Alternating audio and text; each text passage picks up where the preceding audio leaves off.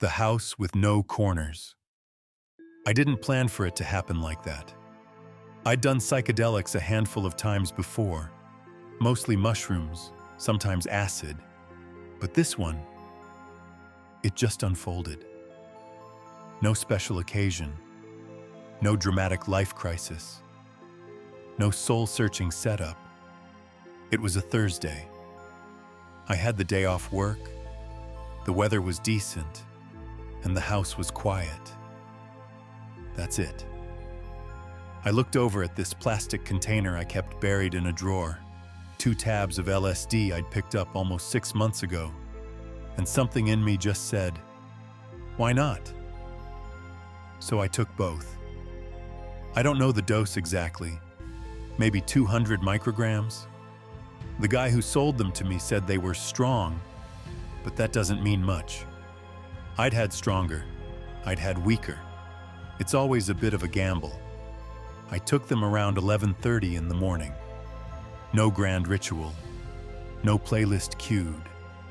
Just a glass of water, a yoga mat on the carpet, and some incense I lit because, I don't know, it felt like the right thing to do. For the first hour, nothing happened. I watered some plants, opened windows, scrolled my phone even though I knew I shouldn't. Then the corners of the room started to melt. Not dramatically, just slightly. Like they were made of wax and the sun was leaning too hard on them. The shadows shifted. The air got thicker. I blinked, and the yoga mat looked like it was breathing. I laid down on it and thought, okay, here we go. I closed my eyes, and when I opened them again, the ceiling was gone. There was no room anymore. I was staring up into a sky that couldn't be real, like velvet and lightning and oil slicks all wrapped into one. Colors I don't have names for rippled overhead. The walls folded outward like the panels of a pop-up book. And behind them, another sky. I remember thinking, the house has no corners. It wasn't a thought so much as a message, clear as a bell. The house has no corners. I didn't understand it. I still don't. But it felt true. I turned my head, and I wasn't alone anymore. A man was sitting next to me on the mat. Bald, maybe 60, wearing a yellow raincoat. He wasn't scary, just present. He didn't blink, he didn't move, but he looked at me like he'd been waiting for a long, long time. "You're early," he said. I tried to speak, but my voice didn't work. My mouth moved, but the words came out in a different language, one made of light and pressure and taste. He understood me anyway. He just nodded, stood up, and walked toward the wall. But there was no wall. He passed through it, and I followed. Suddenly, I was in a long hallway, carpeted, faintly pink. It felt like a hotel I'd stayed in once or dreamed about or maybe was born inside of. The lights buzzed overhead, and the wallpaper was covered in tiny, perfect horses, all galloping, all in sync. I looked down, and I was wearing roller skates. I had no idea where they came from, but I wasn't alarmed. I just pushed off and started skating. Each push launched me faster and faster until the hallway stretched out into infinity and then folded in on itself like a Mobius strip. I was upside down, inside out, backward in time.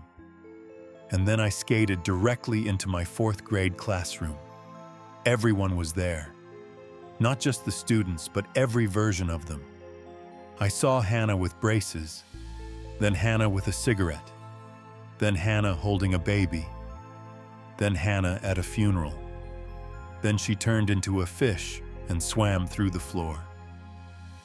The teacher, Mrs. Warren, wrote something on the chalkboard in perfect cursive.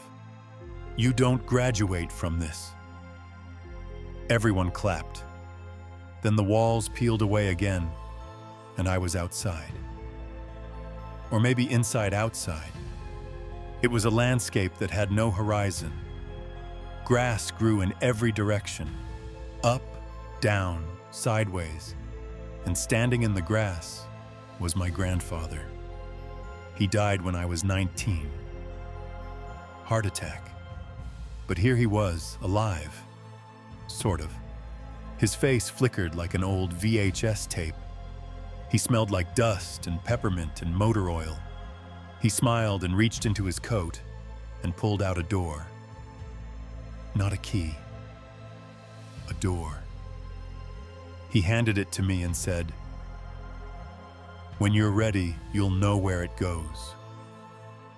And then he deflated, like a balloon losing air, folded in on himself, blew away like paper ash. I stood there holding the door, shaking, crying for no reason, and every reason all at once. Then the clouds rolled in, not overhead, from the ground. A white fog rose out of the earth and swallowed the landscape in seconds. I couldn't see my feet. I couldn't see the sky. And in the silence of that fog, I heard laughter, children's laughter, dozens of them, then hundreds, then one voice echoing louder than all the rest. "Why do you think you're the only one here?"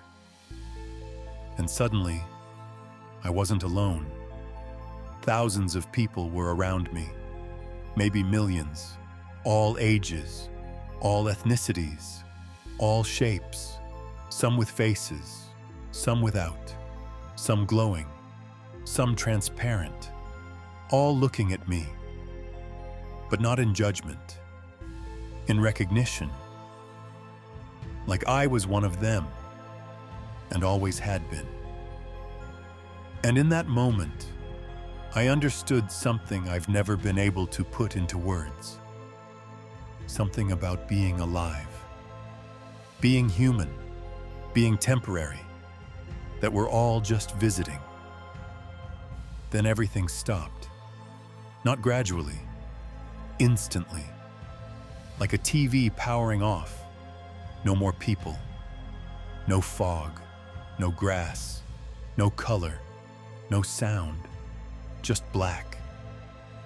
And in that blackness, I was floating, not falling, not flying, just hovering. No body, no thought, just awareness, like a candle in an infinite cave. And from that void, a whisper, "You can go back now, but not all of you." I tried to ask what that meant, but there was no voice anymore. No me, no asking, just the sound of wind chimes. When I opened my eyes, I was back in my room. The yoga mat was under me. The ceiling was intact. The incense had burned down to a twist of ash. Everything was normal, but not really. The air still shimmered. The corners of the room still didn't quite exist. And I had this deep, aching feeling in my chest, like I'd just lost something I hadn't realized I had. Or maybe I'd left something behind. I sat there for hours, not moving, just breathing, watching shadows move across the carpet, listening to the fridge hum in the kitchen. And eventually, I got up.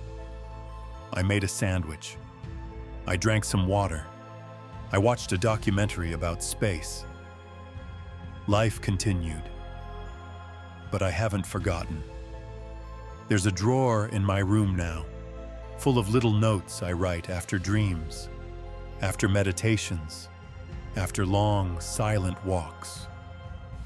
They don't make much sense, but I keep them anyway. One of them says, The house has no corners. Don't try to find the door. It's already in your pocket.